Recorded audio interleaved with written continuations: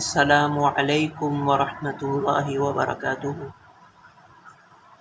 عزیز طالبات، امید ہے آپ سب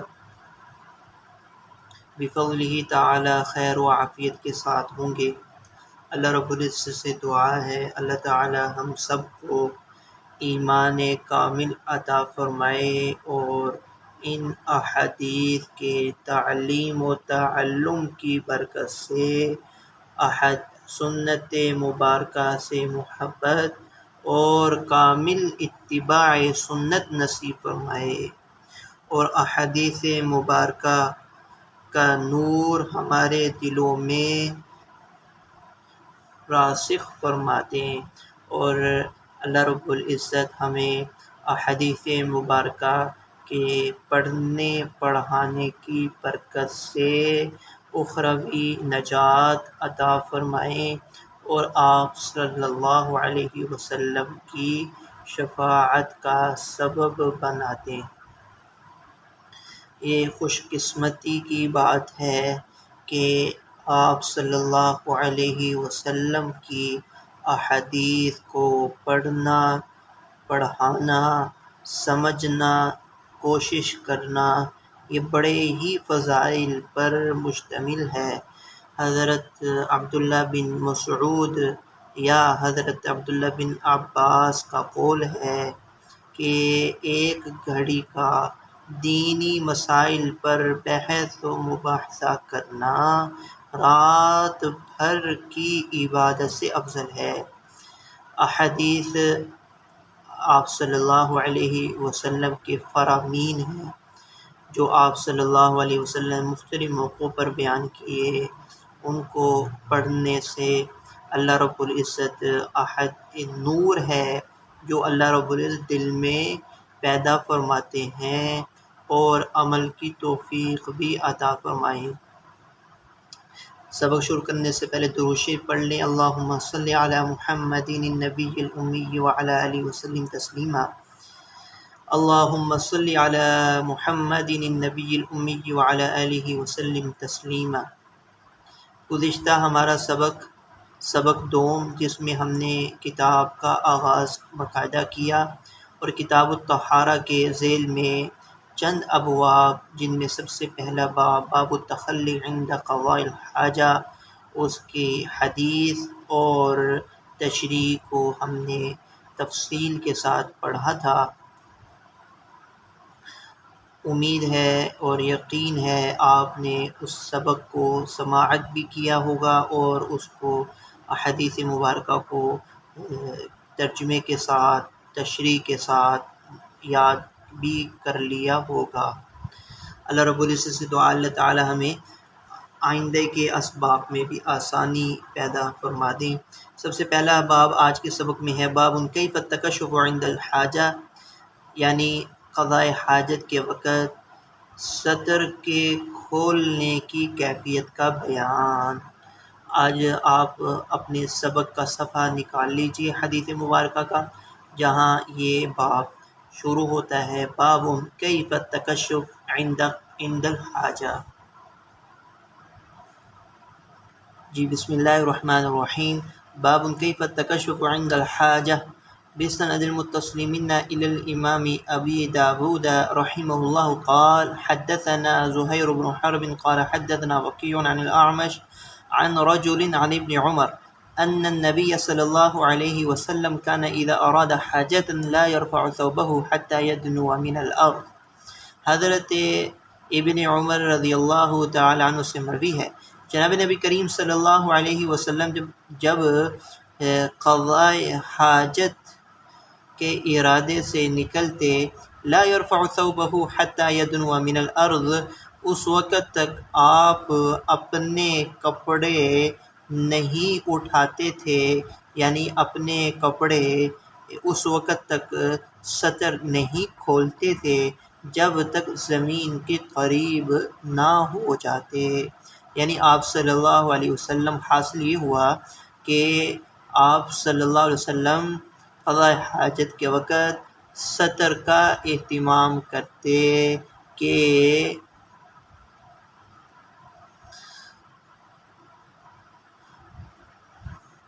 بے پردگی نہ ہو، اس کا اہتمام کرتے جب تک اس موقع اور مقام تک نہ پہنچ جاتے جہاں قضاء حاجت کرنا ہو، اس وقت تک آپ اپنے کپڑوں کو چونکہ تہبند کا استعمال کرتے تھے، اور آپ لا یرفع ثوبہ کا مطلب بھی یہ ہے چونکہ وہ تہبند وہ اٹھا کر ہی قضاء حاجت کی جاتی ہے، تو آپ صلی اللہ علیہ وسلم اس وقت تک اپنے تہبند کو نہیں اٹھاتے تھے جب تک قریب نہ ہو جاتے۔ قال ابو داود رواہ عبد السلام بن حرب عن الاعمش عن انس بن مالک وهو ضعیف۔ قال ابو داود، امام ابو داود فرماتے ہیں کہ اس کو عبد السلام بن حرب نے عن اعمش کے توسط، انس بن مالک کے توسط سے بھی روایت کیا ہے، جس کو امام ابو داود فرما رہے ہیں کہ وہو ضعیف، کہ یہ طرق بوجہ انقطاع سند کے ضعیف ہے۔ وضاحت سمجھ لیں اس کا مقصد کیا ہے۔ جو امام ابو داود نے قال ابو داود سے عنوان، یعنی کہ امام ابو داود کے جو شاگرد ہیں احمد نہیں بلکہ ابو علی محمد بن احمد بن عمر لؤلؤی، جنہوں نے یہ آخری نسخہ املا کیا ہے، وہ یہ فرماتے ہیں کہ ہمیں امام ابو داود نے یہ فرمایا ہے کہ یہ حدیث کا یہ جو طرق ہے، یہ سند ہے، یہ انقطاع سند کے سبب ضعیف ہے۔ دراصل مقصد اس کا یہ ہے، ماتن کا اس کا بیان کرنے کا مقصد یہ ہے کہ دو سندوں میں فیصلہ کرنا ہے۔ یہ پہلی سند وہ جو ترجمۃ الباب کے متصل ہے، عن الاعمش عن رجل عن ابن عمر، یہ سند زیادہ درست اور صحیح ہے، اور جو دوسری سند بیان کی عن عبد السلام عن الاعمش عن انس بن مالک، یہ ضعیف ہے۔ ضعف کی وجہ یہ بیان کرتے ہیں چونکہ اعمش کا لقاء حضرت انس سے ثابت نہیں ہے، تو لا محالہ سند کے انقطاع ہے، جس کی وجہ سے سند کے انقطاع کی وجہ سے یہ سند ضعیف ہے۔ باب کراہیت الکلام عند الخلاء، یہ باب ہے قضاء حاجت کے وقت کلام ناپسندیدہ ہونے کے بیان میں۔ سطر کھلا ہو تو اس وقت بات چیت کرنا یہ ناپسندیدہ ہے۔ ناگواری محسوس کی آپ صلی اللہ علیہ وسلم نے۔ وبه قال حدثنا عبيد الله بن عمر بن ميسرة قال حدثنا ابن مهدي قال حدثنا عكرمة بن عمار عن يحيى بن أبي كثير عن هلال بن عياض قال حدثني أبو سعيد قال سمعت رسول الله صلى الله عليه وسلم يقول لا يخرج الرجلان يضربان الغائط كاشفين عن عورتهما يتحدثان فإن الله عز وجل يمقت على ذلك۔ قال أبو داود لم يسند هذا إلا عكرمة بن عمار۔ حضرت ہلال بن عیاض سے نقل ہے، فرماتے ہیں ابو سعید نے مجھے حدیث بیان کی ہے کہ میں نے رسول اللہ صلی اللہ علیہ وسلم کو یہ فرماتے سنا ہے کہ دو آدمی قضاء حاجت کے لیے نکلتے ہیں، کاشفین عن عورتہما، اور وہ اپنے سطر کو کھولنے والے ہوتے ہیں، اس حال میں کہ وہ اپنے سطر کو کھول رہے ہیں اور اس دوران وہ آپس میں گفتگو کرتے ہیں، بے شک اللہ رب العزت ان کے کشف عورت کے دوران گفتگو کرنے کو ناپسند کرتے ہیں، ناراض ہوتے ہیں۔ قال ابو داود سے ماتن کی غرض یہ بیان کرنا ہے کہ امام صاحب کے نزدیک، امام ابو داود کے نزدیک یہ سند ضعیف ہے، یعنی اس حدیث کی سند حضرت عکرمہ بن عمار کے واسطے سے ہے جس میں وہ منفرد ہیں، ایسی حدیث کسی اور راوی سے منقول نہیں ہے۔ لیکن اس حوالے سے دیگر ائمہ احادیث کی رائے یہ ہے کہ امام صاحب کی یہ تحقیق درست نہیں، بلکہ محدثین یہ کہتے ہیں کہ حضرت عکرمہ بن عمار اس میں منفرد نہیں ہے، بلکہ اس کا متابع ابان بن یزید ایک دوسرے راوی ہیں وہ موجود ہیں، لہذا عکرمہ بن عمار منفرد نہ ہوئے۔ اس حدیث کی سند میں تفرد نہیں ہے، بلکہ اس میں اس کا متابع ابان بن یزید دوسرے راوی وہ موجود ہیں، وہ بھی اپنی سند کے ساتھ اسی الفاظ کے ساتھ حدیث نقل کرتے ہیں۔ باب فی الرجل یرد السلام وهو یبول، یہ باب ہے اس شخص کے ذکر میں کہ جو پیشاب کے دوران سلام کا جواب دے۔ به قال حدثنا عثمان وابو بکر ابن ابی شیبۃ قال حدثنا عمر بن سعد عن سفیان عن الضحاک بن عثمان عن نافع عن ابن عمر قال مر رجل على النبي صلی اللہ علیہ وسلم وهو يبول فسلم عليه فلم يرد عليه۔ حضرت ابن عمر سے مروی ہے، فرماتے ہیں کہ ایک شخص جناب نبی کریم صلی اللہ علیہ وسلم کے پاس سے گزرا اور اس نے جب کہ آپ صلی اللہ علیہ وسلم یعنی قضاء حاجت فرما رہے تھے، پیشاب کر رہے تھے، اس نے آپ صلی اللہ علیہ وسلم کو سلام کیا جبکہ آپ نے اس کے سلام کا جواب نہیں دیا۔ قال ابو داود وروی عن ابن عمر وغیرہ ان النبی صلی اللہ علیہ وسلم تیمم ثم رد على الرجل السلام، اور ایک دوسری روایت کو ذکر کرتے ہیں امام ابو داود کہ یہ روی عن ابن عمر وغیرہ اس طرح کے عبارات کو تعلیق کہتے ہیں، مقصد گزشتہ حدیث کے مضمون کی وضاحت ہوتا ہے۔ دیگر حدیث میں یہ یعنی کہ گزشتہ حدیث میں یہی بیان ہوا کہ جناب نبی کریم صلی اللہ علیہ وسلم وہ بلا وضو یا بغیر طہارت کے کسی سلام کا جواب تک نہ دیتے تھے۔ آپ اگرچہ بغیر وضو کے بلا طہارت کے سلام کا جواب دینا جائز تو ہے، لیکن آپ بغیر وضو یا تیمم کے جواب دینے کو ناپسند سمجھتے، آپ چونکہ افضل صورت پر عمل کرتے رہے، تو اسی کی تائید، مضمون کی تائید میں یہ روایت بیان کر رہے ہیں کہ جناب نبی کریم صلی اللہ علیہ وسلم ایک موقع پر کسی شخص نے سلام کیا، آپ چونکہ ابھی قضاء حاجت سے فارغ ہوئے، آپ نے تیمم فرمایا اور اس شخص کے سلام کا اسی موقع پر پھر آپ نے جواب دیا۔ به قال حدثنا محمد بن المثنى قال حدثنا عبد الأعلى قال حدثنا سعيد عن قتادة عن الحسن عن حضين بن المنذر أبي ساسان عن المهاجر بن قنفذ أنه أتى النبي صلى الله عليه وسلم وهو يبول فسلم عليه فلم يرد عليه حتى توضأ ثم اعتذر إليه فقال إني كرهت أن أذكر الله تعالى ذكره إلا على طهر او قال على طهارة۔ یہ آپ نے صراحتاً بھی بیان کر دیا کہ وہ شخص آیا، آپ صلی اللہ علیہ وسلم اس وقت حاجت مصروف تھے، سلام کیا، آپ نے سلام کا جواب نہ دیا، آپ نے وضو فرمایا، پھر اس سے عذر بیان کیا کہ میں بغیر طہارت کے اللہ کا نام لینے کو ناپسند کرتا ہوں۔ یا مراد یہ کہ ذکر کرنا، اللہ کا ذکر کرنا، سلام لینا یا کوئی ایسا دعائیہ جملہ کہنا، اس کو میں ناپسند کرتا ہوں۔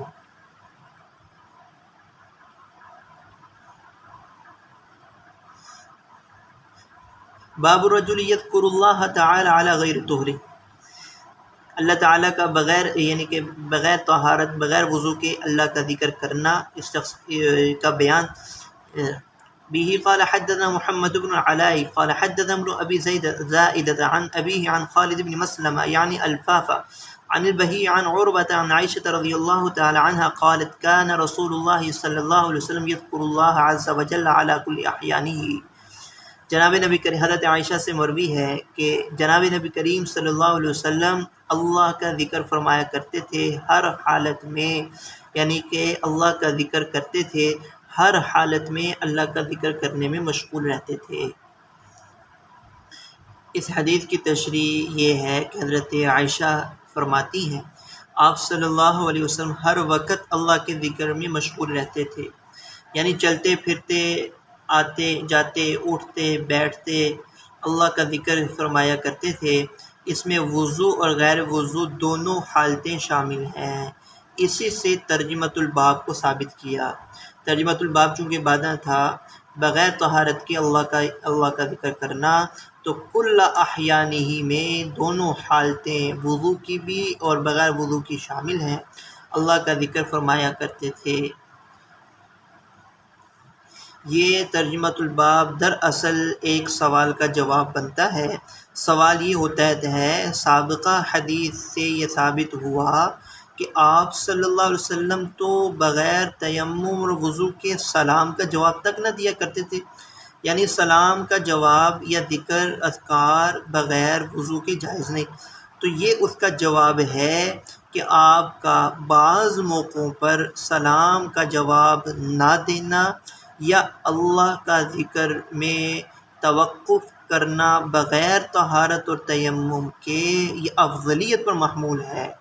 ہاں، بغیر طہارت اور تیمم کے سلام کا جواب دینا اور ذکر کرنا یہ ثابت بھی ہے آپ صلی اللہ علیہ وسلم سے، یہ بھی ثابت ہے، اور اس کے لیے یہ ترجمۃ الباب باندھ کر حدیث ذکر کی کہ آپ صلی اللہ علیہ وسلم دونوں حالتوں میں اللہ کا ذکر کیا کرتے تھے، وہ افضلیت پر محمول ہے اور یہ جواز کی دلیل ہے۔ باب الخاتم یکون فی ذکر اللہ ایدخل به الخلاء، یہ باب ہے اس بیان میں کہ وہ انگوٹھی جس میں اللہ کا نام ہو کیا اس کو لے کر بیت الخلاء میں داخل ہو سکتے ہیں یا نہیں۔ یہاں پر حمزہ استفہامیہ کو اگر ہم محذوف مان لیں تو پھر معنی صحیح واضح ہوگا کہ کیا داخل ہو سکتے ہیں۔ به قال حدثنا نصر بن علي عن أبي علي الحنفي عن همام عن ابن جريج عن الزهري عن أنس قال كان النبي صلى الله عليه وسلم إذا دخل الخلاء وضع خاتمه۔ حضرت انس سے مروی ہے کہ جناب نبی کریم صلی اللہ علیہ وسلم جب بیت الخلاء میں داخل ہونے لگتے تو اپنی انگوٹھی اتار لیتے، چونکہ اس میں مہر ثبت تھی محمد الرسول اللہ، اللہ کا نام تھا، اس لیے اس کا ادب کا تقاضا یہ ہے کہ اس کو ایسی جگہوں پر جہاں پر گندگی ہو، بدبو ہو، نہ لے کر جایا جائے۔ قال ابو داود، یہاں اس عبارت سے امام ابو داود کی غرض یہ ہے کہ گزشتہ حدیث وہ سند کے اعتبار سے ضعیف ہے۔ وجوہ ضعف کو تین وجوہ کو بیان کیا، وجوہ ضعف کو بیان کر رہے ہیں۔ گزشتہ حدیث ضعیف ہے، ضعف کے درجے میں ہے، اس کی تین وجوہات بیان کی۔ اب یہاں سوال یہ ہوتا ہے امام ابو داود ترجمۃ الباب کو ثابت کرنے کے لیے ضعیف حدیث کیوں لے کر آئے؟ تو اس کا جواب پہلے سن لیں کہ اس کا جواب یہ ہے کہ امام ابو داود کی یہ عادت ہے کہ ترجمۃ الباب کو ثابت کرنے کے لیے صحیح حدیث ہی لے کر آتے ہیں، لیکن اگر کوئی مسئلے کو ثابت کرنے کے لیے کوئی اصل صحیح حدیث نہ ہو تو ضعیف حدیث بیان وجہ ضعف کے ساتھ بھی ذکر کر دیتے ہیں۔ ترجمۃ الباب کو ثابت کرنے کے لیے ضعیف حدیث بیان ضعف وجہ ضعف کے ساتھ بھی ذکر کر دیتے ہیں، اور یوں ضعیف حدیث بیان وجہ ضعف کے ساتھ قابل حجت قرار دی جاتی ہے۔ یہ جواب ہے۔ یہاں پر وجہ ضعف بیان کر رہے ہیں، تین وجوہات، تین وجوہ ذکر کی۔ پہلی وجوہ یہ ہے کہ جو امام ابو داود فرماتے ہیں یہ حدیث منکر ہے۔ منکر وہ حدیث کہلاتی ہے ما رواہ ضعیف مخالفا للثقہ، کہ وہ ضعیف راوی جو ثقہ راوی کی مخالفت کرتا ہو، تو وہ حدیث جس میں ضعیف راوی ثقہ راوی کی مخالفت کرے وہ حدیث منکر کہلاتی ہے۔ تو یہ فرمایا کہ یہ اس سند کے ساتھ جو حدیث مروی ہے یہ حدیث منکر ہے۔ کیوں اس لیے کہ معروف حدیث کی سند، اس حدیث کی معروف سند وہ یوں ہے، اور اس کا حاصل یہ ہے کہ اس کے اندر ابن جریج اور زہری کے درمیان زیاد بن سعد کا واسطہ ہے۔ معروف سند یہی ہے کہ ابن جریج اور زہری کے درمیان زیاد بن سعد کا واسطہ ہے، اور اس لیے یہ جو حدیث ہے یہ حدیث منکر ہے۔ ہذا حدیث منکر، یہ حدیث منکر ہے۔ وَإِنَّمَا يُعْرَفُ، اور جو معروف ہے وہ یہی ہے کہ ابن جریج توسط زیاد بن سعد کے زہری سے نقل کرتے ہیں، اور وہ حضرت انس سے۔ اور یہاں پر وجہ ضعف دوسری ذکر کر رہے ہیں کہ الفاظ حدیث کے جو معروف کے الفاظ ہیں وہ بھی مختلف ہیں، صرف سند میں ہی صرف نہیں بلکہ الفاظ حدیث میں بھی اختلاف ہے۔ حضرت انس جناب نبی کریم صلی اللہ علیہ وسلم ان الفاظ کے حدیث بیان کرتے ہیں کہ آپ صلی اللہ علیہ وسلم کی انگوٹھی پہن رکھی تھی چاندی کی، آپ نے اس کو اتارا۔ تیسرا وجہ ضعف یہ بیان کیا کہ والوہم فی من حمام، کہ اس حدیث میں وہم آیا ہی حمام بن منبہ کی طرف سے ہے۔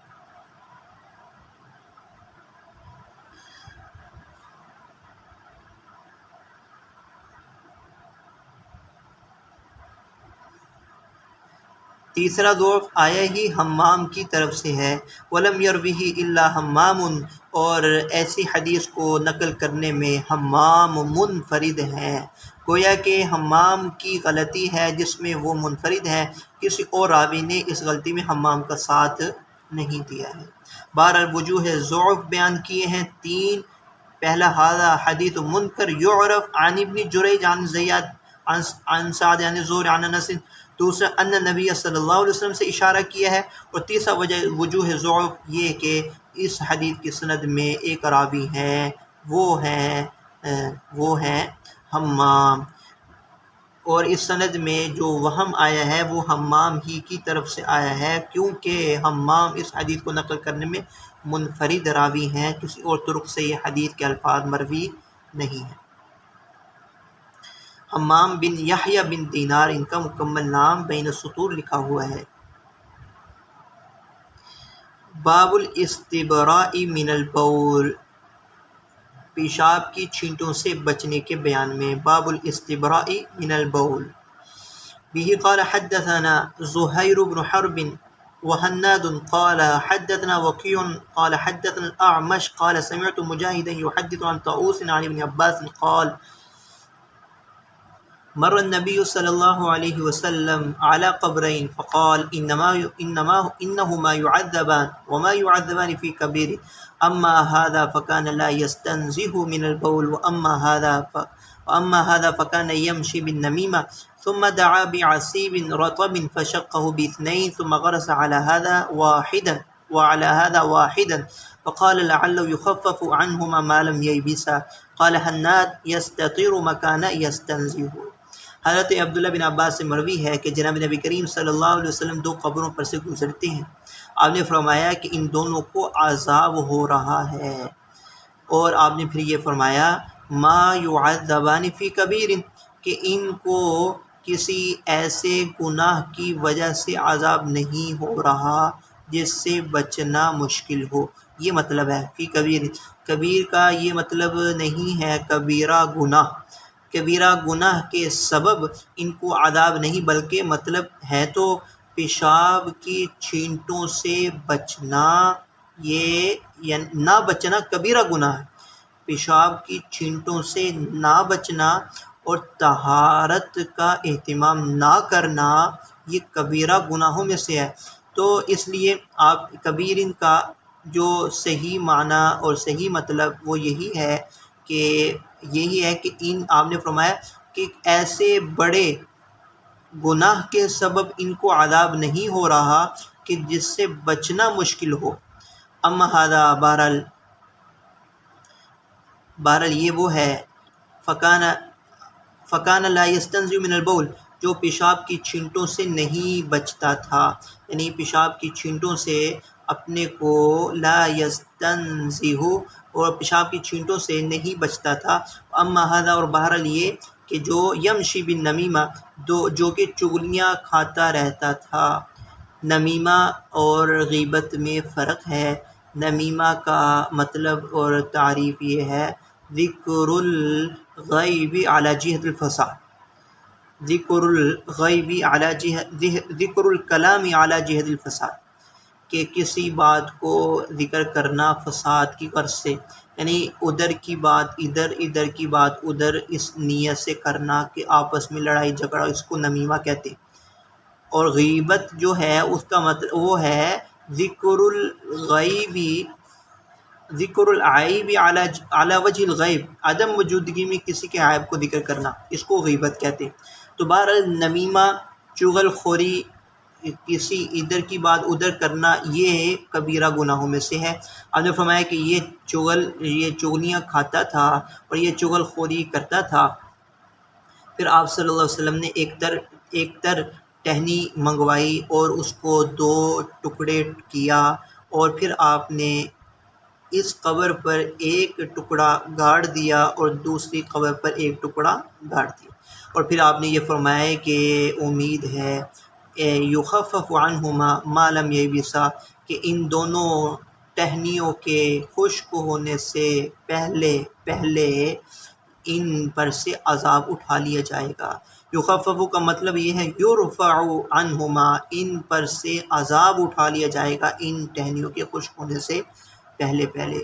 حناد، جو کہ 2 شاگرد ہیں، وکیع کے حناد بھی ہیں اور زہیر۔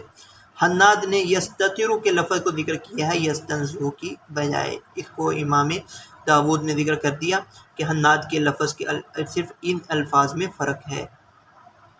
تو معلوم ہوا، ترجمۃ الباب ثابت ہوا کہ استبراء من البول، پیشاب کی چھینٹوں سے بچنا ضروری ہے، اور اس پیشاب کی چھینٹوں سے جسم کو اور کپڑوں کو بچانا کس قدر ضروری اور اہم ہے کہ نہ بچنے والے کو قبر کا عذاب ہو رہا تھا۔ به قال حدثنا عثمان بن ابي شيبه قال حدثنا جرير عن منصور عن مجاهد عن ابن عباس عن النبي صلى الله عليه وسلم بمعناه قال كان لا يستتر من بوله، وہ اپنی پیشاب سے نہیں بچتا تھا۔ وقال ابو معاویہ یستنزہ به قال حدثنا مسدد قال حدثنا عبد الواحد بن زياد قال حدثنا الأعمش عن زيد بن وهب عن عبد الرحمن بن حسن قال انطلقت أنا وعمر بن العاص إلى النبي صلى الله عليه وسلم فخرج ومعه درقة۔ حضرت عبد الرحمن بن حسنہ سے نقل ہے، فرماتے ہیں کہ میں اور عمرو بن عاص رضی اللہ تعالیٰ عنہ جناب نبی کریم صلی اللہ علیہ وسلم کے پاس گئے۔ آپ صلی اللہ علیہ وسلم اپنی درقہ کو اٹھایا اور آپ باہر تشریف لے گئے۔ درقہ ایک ڈھال کی مانند ایک چمڑے کی بنی ہوئی چیز ہے کہ جس کو آپ صلی اللہ علیہ وسلم نے اٹھایا، اور ثم استتر بہا، اور اس سے آپ نے پردہ کیا۔ ثم بال، پھر آپ نے پیشاب کیا، قضاء حاجت کی۔ فقلنا انظروا، ہم نے دیکھا، انظروا الیہ یبول کما تبول المرأة، کہ ہم نے دیکھا کہ لوگ یہ کہہ رہے تھے، فقلنا، ہم نے کہا، یعنی صحابہ کچھ لوگ ایسے تھے جو کہہ رہے تھے کہ دیکھو اس شخص کو یہ پیشاب ایسے کرتا ہے چھپ کر، جیسے کہ عورت پیشاب چھپ کر کرتی ہے۔ مطلب یہ ثابت ہوا کہ آپ صلی اللہ علیہ وسلم پیشاب کے وقت خلوت کیا کرتے تھے، تنہائی اختیار کیا کرتے تھے، علیحدگی اختیار کیا کرتے تھے، پردہ کرتے تھے تاکہ ستر رہے، بے پردگی نہ ہو۔ فسمع ذلك فقال، آپ نے سنا اور آپ نے فرمایا، الم تعلم ما لقي صاحب بنی اسرائیل کانوا، کہ کیا تم کو یہ بات معلوم نہیں جو عذاب ملا ہے بنی اسرائیل کے ایک ساتھی کو، مطلب بنی اسرائیل کے ایک عالم کو جو عذاب ملا، کیا تم کو معلوم نہیں؟ کانوا اذا اصابهم البول قطعوا ما اصابه البول منهم، کہ بنو اسرائیل جن کی شریعت میں یہ تھا کہ جب پیشاب کی چھینٹیں ان کو لگتی تو وہ اس کپڑے کے اس حصے کو کاٹ دیتے جس حصے کو پیشاب کی چھینٹیں لگتی ہیں۔ فنہاہم تو اس بنی اسرائیل کے عالم نے ان کو اس حکم سے منع کیا کہ تم ایسا نہ کرو۔ فعذب فی قبرہ، پس چنانچہ اس عالم کو قبر میں عذاب دیا جا رہا ہے۔ آپ صلی اللہ علیہ وسلم نے ان کو ڈرایا۔